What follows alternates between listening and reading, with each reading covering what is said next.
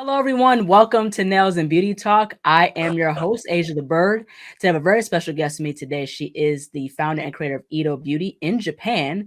Please welcome Teni Wada. Hello, Teni, and welcome to the Oh, show. thank you for having me. Yes, you're absolutely welcome. So I definitely want to go and get started by asking where you're originally from and tell us a little about your upbringing. Okay, I'm originally from Charleston, South Carolina. And as for my upbringing, I think I was just a normal, slightly normal child, I think. Mhm. Maybe not so normal. Truthfully, it is my interest in Japanese pop culture that led me to come to Japan. So. Yeah, that's really, really cool. I definitely want to get into just in regards to what's like your school, what has been like your school experience like? Did you go to college or what's Yeah, like the, I the went school to college and I had the opportunity to study abroad. And actually, I was a Spanish major. Mm, And the study abroad opportunities for Spanish majors were in Mexico, but it was limited to one semester. And I did mm, have a passing interest in the Japanese language, and I was East Asian Studies minor, so I thought it'd be fun to do a study abroad in Japan instead of doing a study abroad in Mexico. And the Japanese study abroads were in Tokyo for mhm. 1 year and Osaka for 1 semester. So I decided to go to Tokyo for 1 year. Wow, that's very, very cool. I definitely want to get into this in regards to living in Japan, in Tokyo specifically for the first year. So, what was that experience like just living for the first year in Japan? The first time, to be honest, so I mentioned I'm from Charleston, South Carolina. I went to college in North Carolina. Literally, the first time I was on the airplane, the first time I traveled abroad was to come to Tokyo as an exchange student. So it was just a year of everything is new. Hmm. Everything was new. Everything was just shiny and just fascinating. And yeah, and I Hmm. thought at the end of my year, I thought when I graduate, I want to live in Japan. And here I am, 17 years later, still here in Tokyo. Wow, wow. What's like the Yes. living like in terms of like in comparison to the U.S. or what's the difference between U.S. and Japan? Especially where A you're from. lot of a lot of people probably don't want to hear this, but I still feel after all these years, Hmm. there's lots of similarities between Japan and living in the South. Mm. So I would say it's quite conservative in the sense that people definitely do notice if you look different. They will, I mean, they'll be, it's like very southern, like bless your heart kind of. They will be polite about it, but you will know that people don't agree with your opinions or agree with the way you dress. So I Yeah. think you'll see like Japanese kids with like colorful hair or like maid costumes, whatever. But do know that on Hmm. the train, yes, Japanese people are talking about those young kids wearing like Hmm. their extreme fashions. Hmm. Yeah, Yeah. and One another thing thing. I thought was just like iced tea. No, it's Mm. not sweetened iced tea, but the summer drink of choice in Japan is mugicha, which is barley tea. So I just thought stuff Mm. like that. Just really a lot of similarities. Fried chicken. Yeah, there's Japanese people love fried chicken. Yeah, yeah, that's very, very interesting. I definitely want to touch on this another topic because I definitely saw your first interview with the Black Experience in Japan, Yeah. which is a very popular YouTube channel that highlights Black people in Japan that had people that have their own businesses and things of that nature. Mhm. So you mentioned that you started off as a kindergarten teacher and you was a Yes. writer for English websites in Japan. So what got you interested in being a teacher and being a writer? Well, actually, before I was a kindergarten teacher, I worked in the Japanese fashion industry. So when I came Mm, to wow. Japan, when I came to Tokyo for the first time, it was right at the tail end of like the gyaru fashion, the girls with the tan skin and bleached blonde hair, and like this heavy makeup that Mhm. exaggerated their features, mini skirts, and platform shoes. And I was just really fascinated by this fashion because it's nothing that I ever seen living in the States. And most importantly, summer in Tokyo is ridiculously humid. It's the same Mm. thing living in the coastal US. Southern Right. US. But it's just that it's so hot and it's so humid, and these girls just had like immaculate hair, immaculate makeup, and I'm thinking, how? Here I am, just like a foreigner wearing my t-shirt and jeans and flip-flops, and they're just like dressed to the nines just to hang out. So I was Right. really fascinated with this Japanese street style, which led me to start a career in fashion. So I worked at one of the iconic fashion brands in one of the iconic fashion buildings, Shibuya 109. It was great for a couple Hmm. of years, but Hmm. it was just at that time, Japan was transitioning from original fashion brands to fast fashion. So that's when Right. H&M joined. This is about 2008, 2009, I think. Right. H&M opened their first shop in Hmm. Tokyo, and then after was Forever 21. And Mm. these days, I love shopping at H&M. I like Forever 21. Hmm. Forever 21 is not in Japan, but they left and now they're coming back. The Japanese fast fashion brand Uniqlo. I like shopping at these places, but at that Hmm. time, that was not my purpose for living in Japan. I really wanted to work in the Japanese fashion industry. So I was at Mm. a crossroad, like what do I do? Right. But I always had a passing interest in pursuing higher education. Getting a Hmm. PhD. So I just thought, oh, while I'm here in Japan, I guess I could do graduate school here. So I did graduate Hmm. school, and that's how I got into education. My master's thesis was about bilingual education in Hmm. Japan. Right. There are my city, Edo City. We have a high population of foreign residents. And because of this, Hmm. we have the public schools, public junior high schools, public high schools have Right. Japanese language courses for Hmm. children who are not native speakers or children who need extra help with learning Japanese. So, Hmm. so that's really where I got my start with education, bilingual education. Hmm. Yeah, just adolescents. They just need. At that time, I just really couldn't, I think going through puberty in a foreign country, or it was just really hard.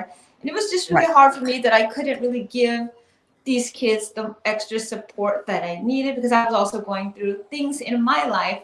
But I thought I do like working with kids, and I am interested in education. So that's yeah, it's a kind of a long Mhm. story, but that's how I got started Yeah. with being a kindergarten teacher, and Hmm. then I started working with Japanese brands Hmm. through blogging because when I became a mom, I was on maternity leave, and my Hmm. blog was a diary that kind of evolved into something more than just my experiences as a mom in Hmm. Japan.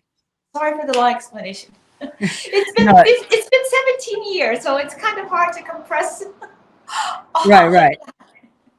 Yeah, yeah, but I find it very interesting, Tenny, that you started working in the Japanese like fashion industry right. because and what I like and what I find so very interesting with Japanese fashion is that, the Harajuku fashion, the kawaii Right. fashion, it's very expressive down there in Japan, like how you Yes. said the makeup, the Yes. hair, very anime inspired and things like that. And I know anime is very heavy in Right. Japan, Right. so that's what I found very interesting. So yeah, So, that definitely. So yeah, I really thought, just living in America, watching, Japanese anime, watching movies, I really thought, wow, it's such a free, expressive country. And it's like, no, people are stressed out, which is why some people choose to express themselves on the weekend mhm. with eye-catching fashion because it's the only time they Mhm. have to really express themselves and have a voice. Yeah, absolutely. I definitely want to go ahead and move forward and talk about within 2020, you won a contest in regards to starting your business called Edo Beauty. So I definitely want you to touch on your story behind, winning that contest, but also how'd you get started with Edo Beauty? Okay, so yeah, so this contest, I was reading my city's weekly newspaper, Hmm. and I just noticed they had it's literally called, I think it was Business Plan Contest. That's how you translate it in English. And it was the 16th annual Business Plan Contest.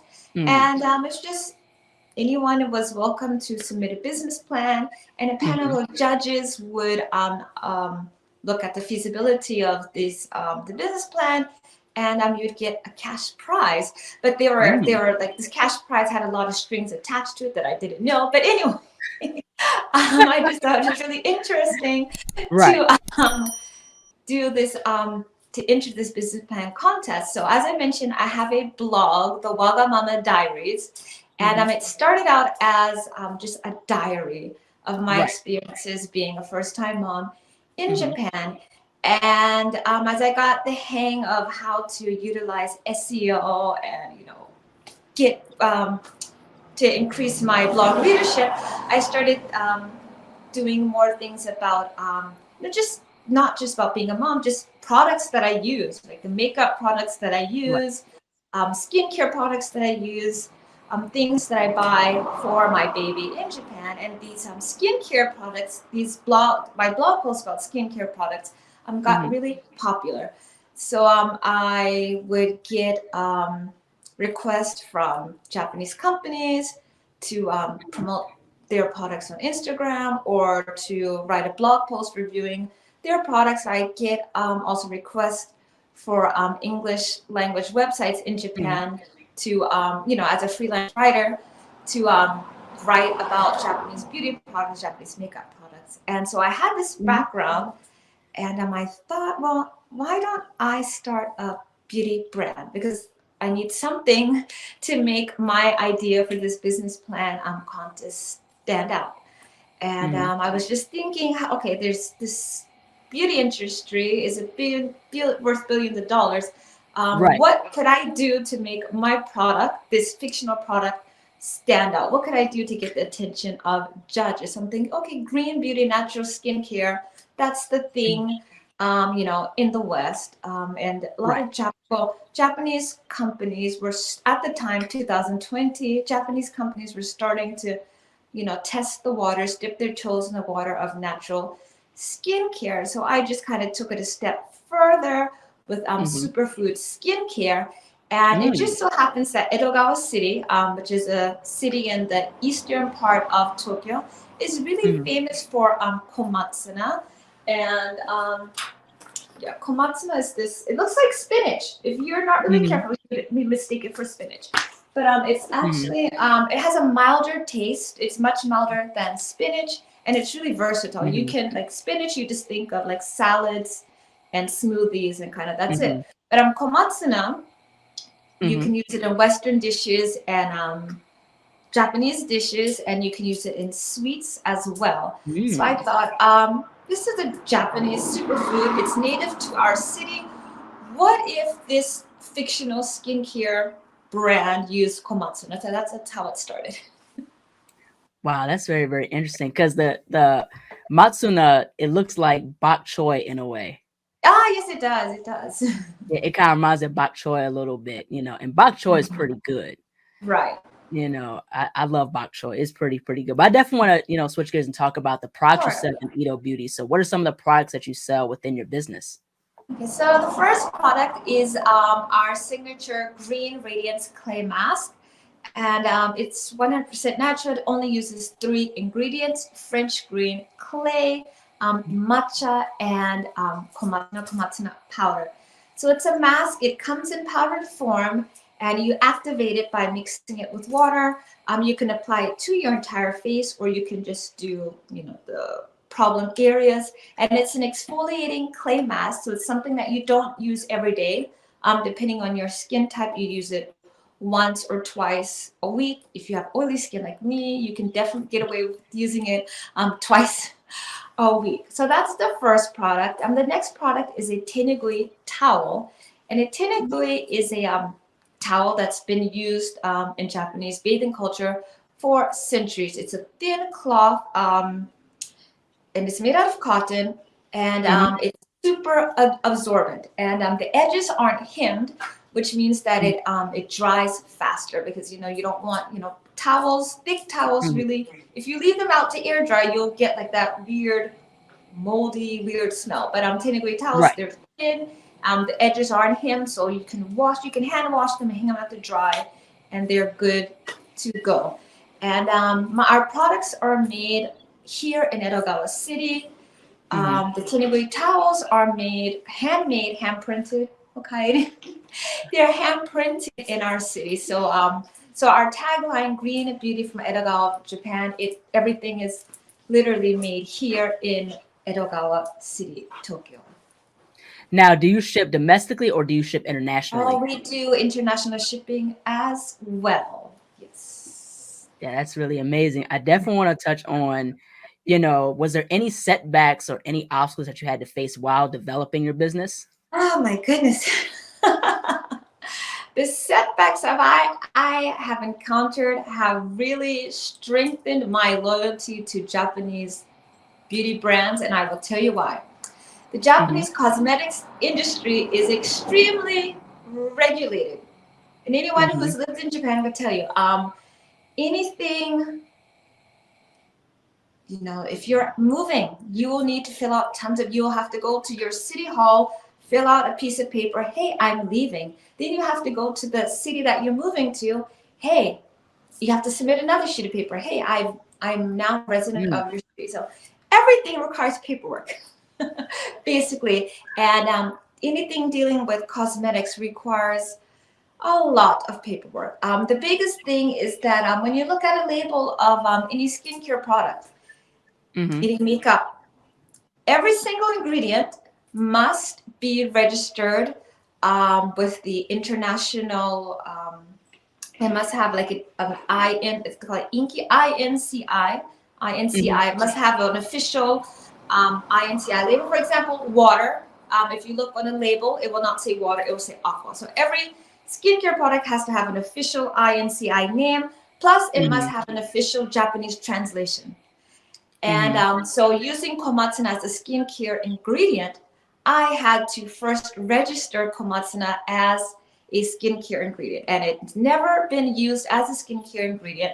So I had to mm, hire a bilingual lawyer to do all the paperwork. And this is so this is what, 2020, mhm, September or so, September 2020. So we were still having like COVID, what's going on here in Japan. So I didn't actually get mm, a chance to physically meet my lawyer. We did everything. We did everything online. So we just exchanging emails back and forth. And we finally had right, a Zoom meeting. And of course, I'm not a foreigner. My name Wada it's actually my husband's surname. So exchanging emails back and forth, I guess he thought he was mhm, talking to a Japanese person. So he was kind of mhm, surprised that I'm a foreigner. I'm an American asking him to submit paperwork for me. And I said, yeah, the only reason why I'm asking is because you're a professional, and I don't want to mess up this application. So I would rather hire a professional to do it for me. So yeah, the mhm, first part was just getting komatsuna registered as a skincare ingredient. The first mhm, step, getting an INCI name, that took about 6 months, mm. um, getting Wow. that registered. Yes, so the headquarters is in somewhere in California. So it took about six Right. months. And then after that, I had to get the official Japanese translation. And then I took an additional 3 months. So it was just 9 months waiting on paperwork. Yeah, really. So 9 months waiting on paperwork. Wow. And then once I had Komatsuna ready to use as a skincare ingredient, then it was time to actually start production. But you just can't make a skincare product in your home. Again, Uh-huh. skincare products, beauty products can only be manufactured in licensed places. So it doesn't matter if you have a background in chemistry or whatever. If your house or whatever doesn't have official license, you can make skincare products, you just can't sell them. So I had to find a company that Mm, would be willing to produce the skincare mhm, product. Um, Thankfully, just as a sheer coincidence, this company was also located in Nagawa City, so they were really happy mhm, to produce something different. mhm, And so yeah, so this was in May. This is in May 2021, and mhm, we still couldn't start production because the actual product had to be registered at the with Tokyo government, and that took another mm. months just waiting. You have to register the name of the product, and you have to register all of the ingredients. Oh, yes, it's a lot of paperwork. So I spent a year just waiting for paperwork. So yes. So if Wow. anyone is listening and you want to do a skincare brand or product or makeup in Japan, be prepared to wait. And it's all because of paperwork. Wow, wow, that's a lot. You know what I Yes. mean? Because and especially like with with here in the U.S., like like with licensing, it's kind of interesting, how it's different with here and in Japan. I'm sure it's a lot different here.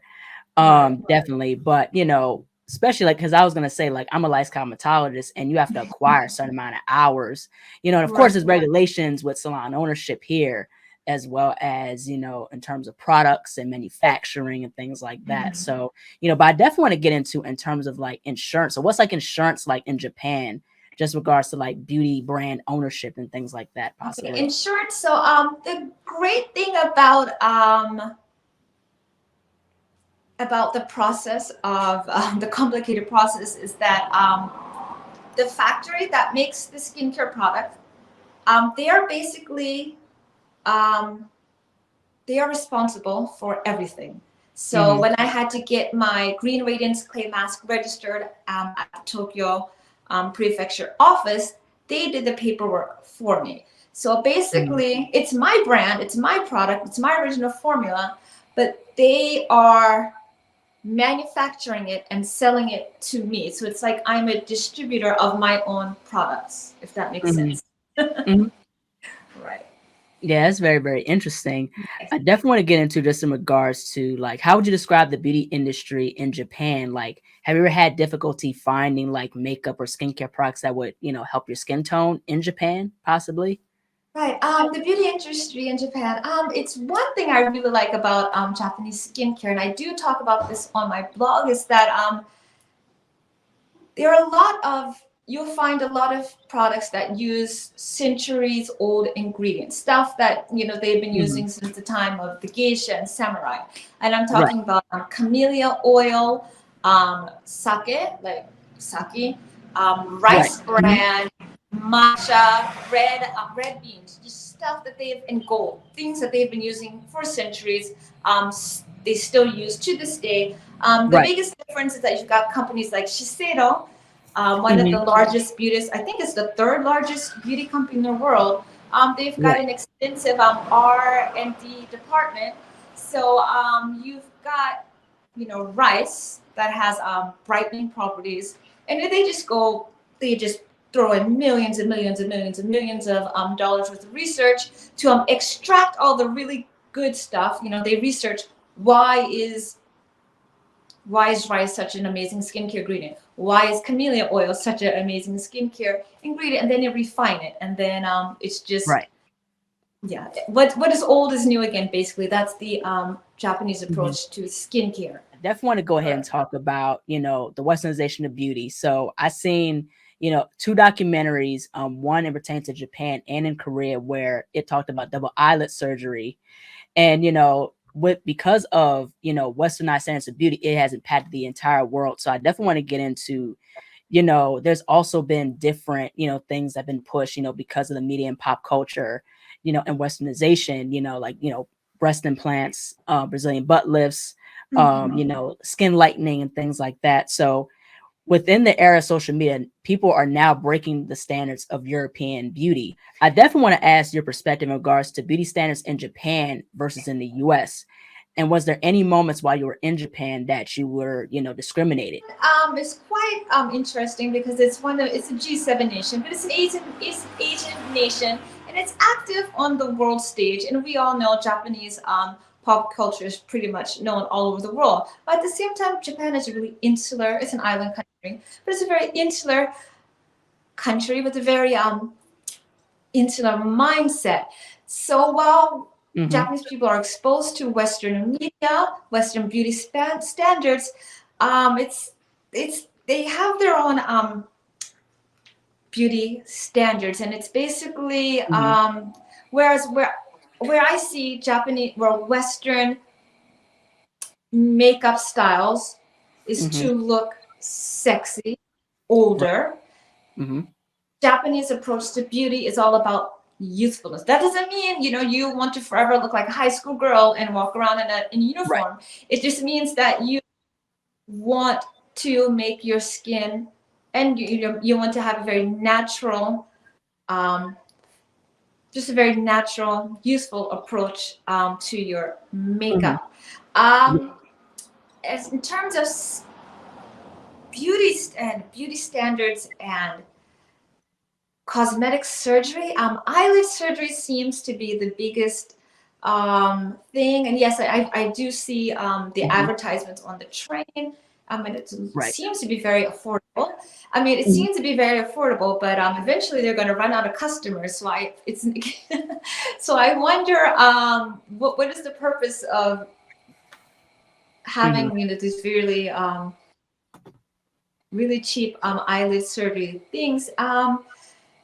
And I feel like the double eyelid, the wanting to have bigger eyes, it's not necessarily tied to wanting to emulate Western beauty standards. I just think it's more of an Mhm. aesthetic thing that if you, and I mean, I Mhm. think there are some Western celebrities that have hooded eyes, and that if you look at the progression of their career, those hooded eyes are no longer hooded. So I think it's Right. just I don't know if I should be naming names, so I'm not going to name names. But there are Western Mhm. celebrities that do have who had hooded eyes, hooded eyelids that are clearly not doing that anymore, and they are white people. So who are they emulating? So I think it's the same approach here in Japan. It's just aesthetically pleasing, and not just because they want to look um, European. For me, have in terms of discrimination that I face, it's really interesting. Right now, my hair is I flat ironed it. Usually, I just kind of wash it and just let it kind of air dry it. And I think it's just 4B. I think that's my natural curl pattern, 4A, 4B. Usually, I just do it in a Mhm. pineapple. Um, and when the thing is, when I have curly hair, people are more, it's kind of funny, like they're really like, is that your real hair? How did you, just random people just come up like, is that your real hair? How did you do that? I'm like, okay. And 2 summers ago, I got Mhm. box braids, and I hadn't gotten my hair braided in goodness more than 20 years, and it was just Mm. something I wanted to do again. It's really, it's such a novel hairstyle, especially in my part of Tokyo, that people are just really curious. So I wouldn't, again, having lived Mhm. here for 17 years, I come to acknowledge that the stairs are just from a genuine place of curiosity. I mean, there are some people who have negative thoughts in their heart, but for the most part, it is just curiosity. I can just say, just me, I do sometimes notice other foreigners. And I remember Mhm. my daughter and I, we were walking to the convenience store, and Mhm. a white guy he had a backpack, and he was coming out of an apartment building. And my daughter, and we speak in English to each other. And she was just like, oh, mommy, look at that white man backpack. And I was like, leave that white man alone. Just so yeah, as a foreigner, you do stand out. So I just think it's just, if you're having a bad day, it definitely makes you feel more self-conscious. Mhm. But if you're just Right. having a good day, yeah, you definitely won't pay attention to it. So but outright discrimination, yeah, I don't know, maybe I just try too hard to see the good in everyone. I don't know. Now, with being a foreigner in Japan, having, your own business, how important is it to support Black-owned businesses in Japan? Oh yes, definitely. Yeah, and I think one thing, if you've seen the Black experience in Japan videos, that even though I'm a Black person in Japan, I'm always amazed that just the career path that so many people take in Japan is just really inspiring. And the Mhm. thing is, Black people in America, we are not a monolith. In Japan, we're not a monolith. Everyone has life experiences before coming to Japan that have shaped them as a person. So when they Right. come to Japan, they have a certain way of thinking. I certainly have my own ways of thinking, and even though I've been living here in Japan for 17 years, I'm still constantly reminding myself, catching myself Mhm. that, at the end of the day, it's a different culture and I am a Mhm. guest. That doesn't mean that just because I'm a guest, I should just let people talk to me any kind of way. But at the Right. same time, I just have to kind of analyze, is it worth it escalating this situation? What do I gain from educating this person? Right. And if it's not worth it, I just go on about my day. Mhm. Sometimes people need to be, if they step out of line, you need to put them in their place. But at the same time, Right. for me, I just analyze, is it worth it addressing the situation, or should I just move on? And most Mhm. times I just decide to move on. But one thing is that I had a background. My first job in Japan was working in customer service. Right. So when I read posts online, people get irritated or upset that someone at McDonald's, whatever, addressed them in English. I'm just thinking, y'all are overthinking it because people just want to do their job. And if it's Right. easier to talk to you in English, if it's easier to show you an English menu, look behind you. You are not the only person in line. So, like you, as someone who has worked customer service, I am trying to tell you that 8 times out of 10, you are probably overthinking it. And in fact, Mhm. people just want to make your shopping experience better. So Mhm. yes. But of course, if someone feels offended, I mean, that's your feeling. Your feelings are not wrong. Your feelings are valid. But coming from the perspective of someone who has worked customer service, konnichiwa, for many years in Japan, yeah, most of the time, these people who address you in English are coming from a good place. Mhm.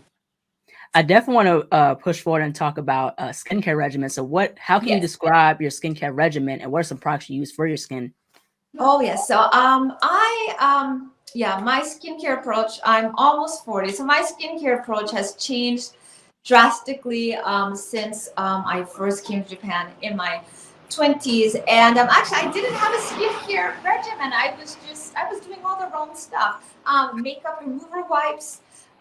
Not using oil-based cleaners. If you are listening, Mhm. if you have oily skin, trust me, you need an oil-based cleanser. Trust me on this. Right. Um, you want an oil-based cleanser to dissolve sunscreen, to dissolve makeup, waterproof mascara, all that waterproof stuff on your face. Oil-based cleanser will take that off. Mhm. So my approach to skincare these days, because I've had the opportunity to just work with so many Japanese brands, DHC, Mhm. Shiseido, Luna, like pretty much any Obaji, any Japanese brand, I've probably worked with them. So I've got to try a lot of skincare products, but basically my approach these days, now that I'm in my late 30s, is Mhm. pretty simple. Double cleansing again. So Mhm. even if you don't wear makeup, you at least should be wearing sunscreen. And to dissolve sunscreen, you want to use an oil-based cleanser. So double cleansing, use an oil-based cleanser to get all that stuff off your face, and using a foam to get to clearly wash everything off. The next approach to skincare that I take is exfoliation, which is Mhm. why my brand, I started with a clay mask. Mhm. Exfoliation is something you should be doing regularly. And Mhm. exfoliation is not just for your face; that's for like your body, your knees, your elbows. Right. Actually, exfoliation is also good for your butt. So yeah, you want to get rid of all of the old skin on the surface of your Mhm. face. You want to clean out all the gunk in your pores. So double cleansing, exfoliation, moisturize. Everyone says hydrate. Of course, you need to hydrate. I actually have water right here. Right. um, Yeah. you want to Yeah. hydrate. You want to hydrate from the inside, and you want to hydrate from the outside as Absolutely. well. Mhm. The next thing is sunscreen. So I mentioned before, if you're not wearing Mhm. makeup, at the very least, you should be wearing sunscreen. And the thing about Japanese sunscreens, I have a blog post about this as well. Japanese sunscreens are just amazing because they're not, I mean, you've got all kinds of textures. You've got gel-based sunscreens, milky sunscreens. Mhm. You've got aerosol sunscreens. You've got Mhm. sunscreen sheets. So there's no excuse Right. in 2023 for you to not be wearing sunscreen. And the last thing, so yeah, so first thing, double cleansing. Second, exfoliation. Third, hydrate. Four, sunscreen. The fifth is lifestyle changes. I'm not asking you to become vegan or swear off alcohol, but you want to be eating. You definitely want to hydrate. You want to limit. I mean, of course, you don't want to suffer. You want to indulge yourself from time to time, but you know, really be conscious of what you are eating, Right. what you are drinking. Right. Just trying your best to get 6 to 8 hours of sleep a day. Um, Mhm. yeah, smoking, vaping, all of that stuff. That's your personal choice, but just be conscious that your lifestyle, no matter how much skincare products you're putting on your face, no how much makeup you're using, what do you call it? Facial injection, whatever. If you are not making your Yeah. lifestyle changes, it's kind of pointless. Mhm. So yeah, so that's my 5-step approach to skincare these days. Yeah, yeah, and it does apply to your nails as well because that all impacts your nails as Right. well, all over, and especially all over your body, like how you said. Having a proper diet is very, very important. Eating fruits and vegetables, Exactly. hydration, which I still, work on every day. I do my best to drink, Right. plenty of water. You know what I mean? So that's something that, and also get Right. vitamins and minerals too for your body as well. Electrolytes and Exactly. and like how you said, it's not, you don't have to be vegan or vegetarian. It's just you want to have a well-balanced Right. diet, and that's also something I work on every Exactly. day. Exactly. You know what I mean? So that's the thing. But I definitely want to ask you this. So in regards to some of your products, so Yes. what products would you recommend for someone, because I have like eczema and dry skin. And I Oh, definitely want to really ask, like, what product would you recommend for someone who has like eczema, dry skin, psoriasis, possibly?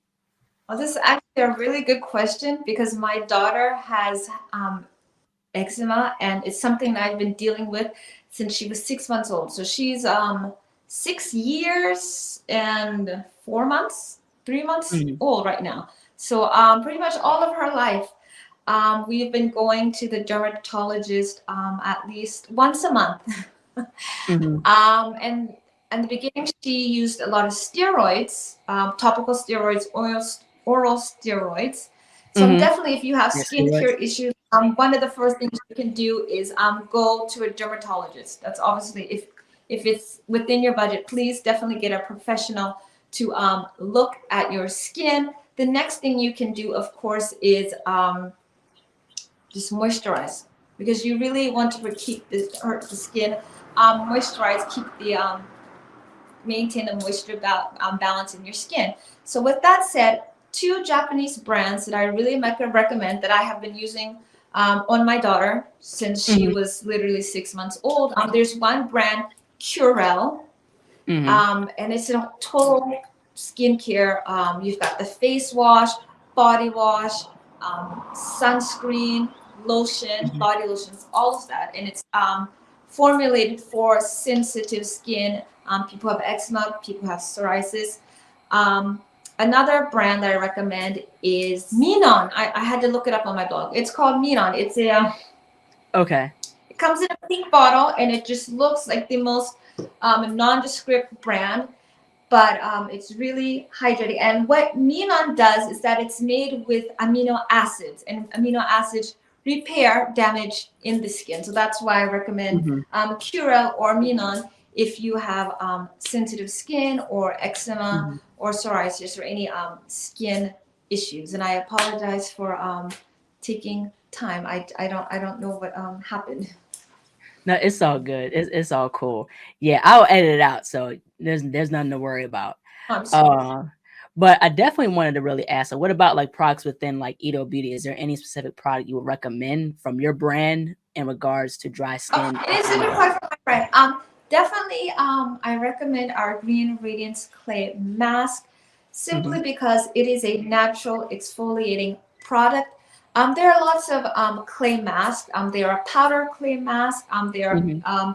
paste clay masks. But our powder clay mask is, if you touch it, it's made out of. It's made with French green clay, which is very fine, non-abrasive clay. Hmm. A lot of times when you think of exfoliation, what is it? Especially the St. Ives, what is it? The peach or almond.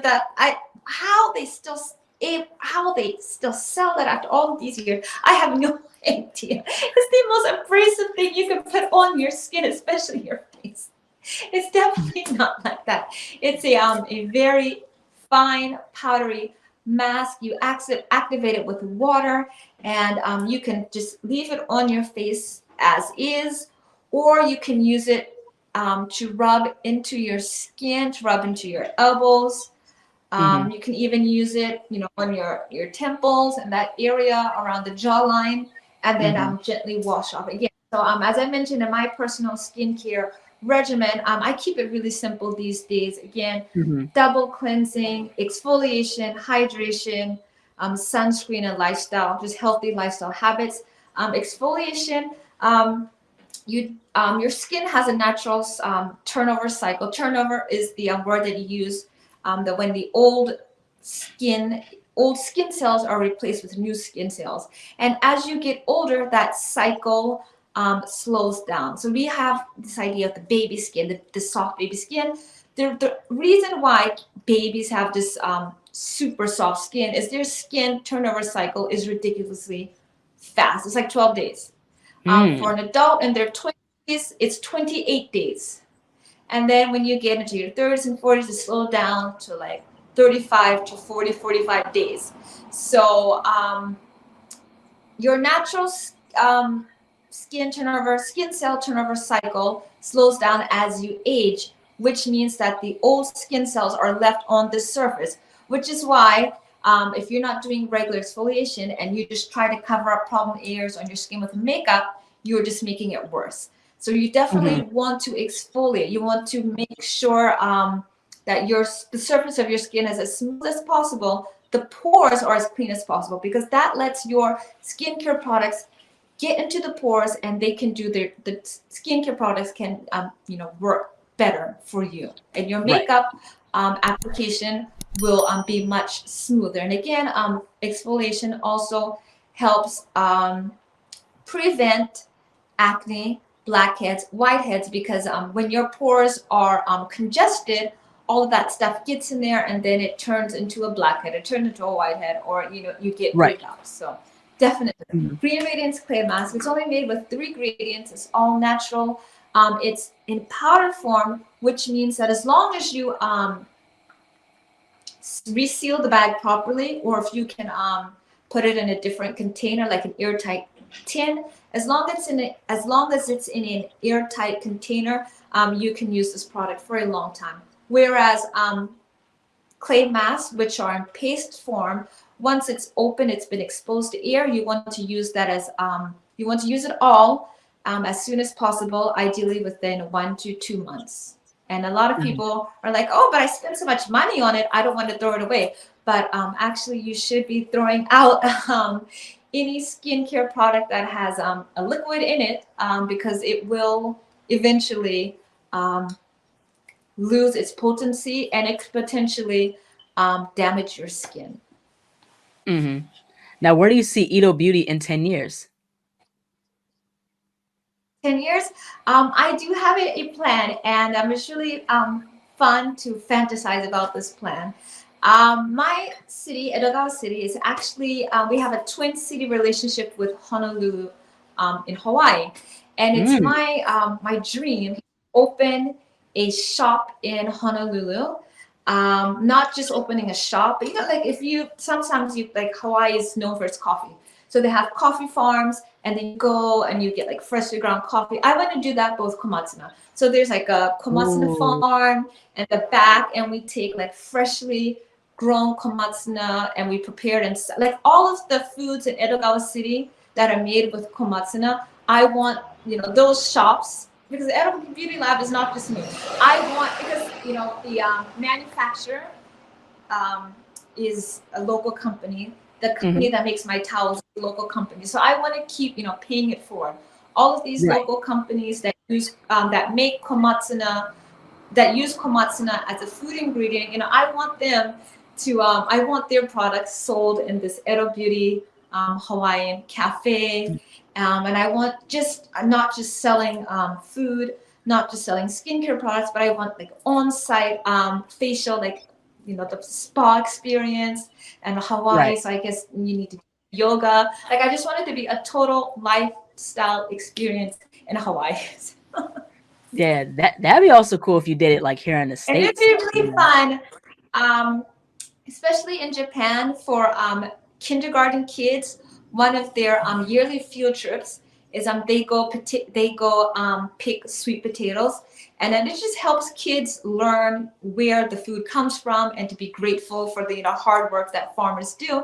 And I thought it'd be fun if I could do something with Mhm. local um, kindergartens where the kids go to the farm and they pick like komatsuna and they can take it Right. home. I thought, yeah, I really, that's where I see Edo Beauty Lab. We're not just in Tokyo. I want to open up a shop, a spa, all-in-one interactive komatsuna paradise. Mhm. Yeah, that'd be cool if you did it like in like here in the US, like, maybe somewhere in Yeah, like, LA or like in DC where it's like an Edo Beauty all-in-one spa, or like a nail salon type yeah, of thing. That'd be cool. definitely. That'd be really, really cool. But I definitely want to, end this off by asking, where can people find you on social media and how can people support Edo Beauty? Okay, we are on all social media platforms at Edo Beauty Lab, EDOBEAUTYLAB. You can find us on our official website, edobeautylab.com. That's the English website. If you want to test your Japanese skills, you can head to edobeautylab.co.jp. Thank you.